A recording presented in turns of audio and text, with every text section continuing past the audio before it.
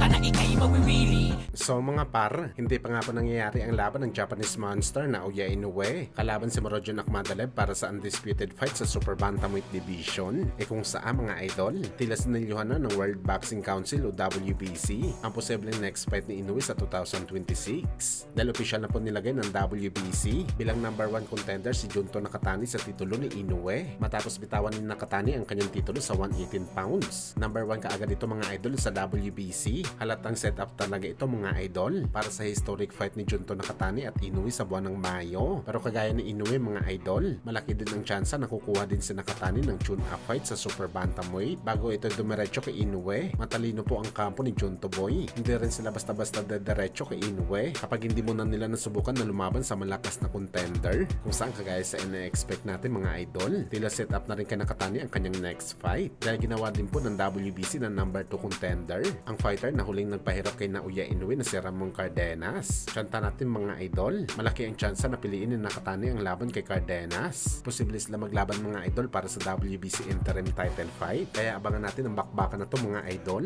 Kung malampasan ni Junto Nakatani si Cardenas, ibig sabihin nito deserve na si Nakatani mapalaban sa Japanese monster.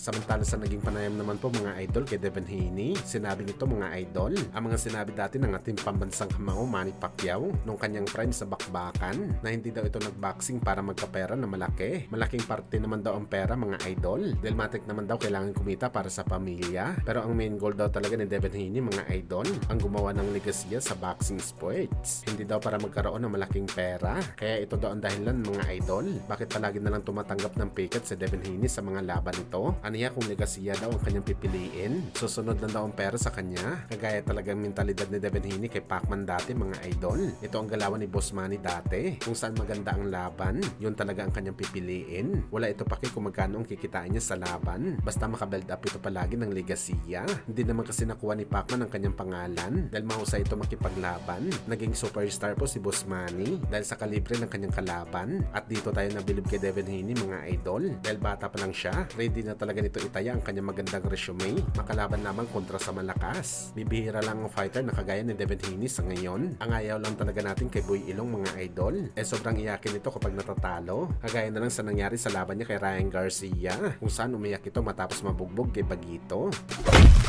Sa kabilang banda naman mga idol, General Casimero nagumpisa na magpagpag ng kalawang sa kanyang katawan para sa kanyang paghahanda sa kanyang comeback fight under sa bagong promoter nito. Ayon sa report mga idol, posible sa October o di kaya sa December mapapalaban si Alas. Hindi pa sure mga idol ang date, pero sigurado ngayong 2025, napakain na mga idol na mas maaga talaga magbanat ng buto si Casimero para mawala ng kalawang nito sa katawan. Alam naman po kasi natin mga idol na mahigit isang taon na ang nakalipas nung huling laban pa ni Casimero sa Japan. At syempre mga idol, mas mainam talaga ngayon pa lang sabak na si Casimero sa training, sa gayon para hindi ito magka-problema sa kanyang timbang.